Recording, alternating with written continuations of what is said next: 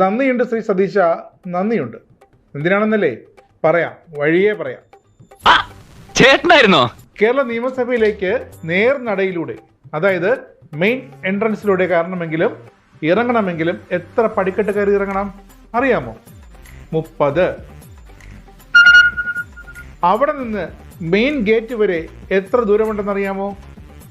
30 metre.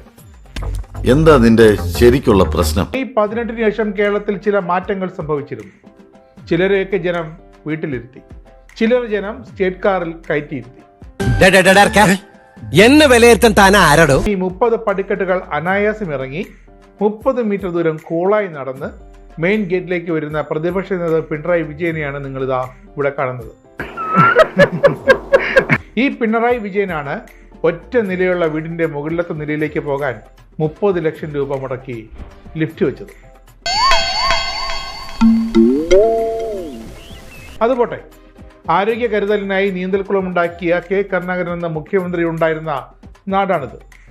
എന്നാൽ ഈ പിണറായി വിജയനാണ് കേരള യാത്രക്കിടെ, നവകേരള യാത്രക്കിടെ ബസിന്റെ ഒരു സ്റ്റെപ്പ് ഇറങ്ങാൻ കഴിയില്ല എന്ന് വാശി പിടിച്ച് 10 ലക്ഷം രൂപ മുടക്കിയ ബസ്സിന് ലിഫ്റ്റ് വെച്ചത്.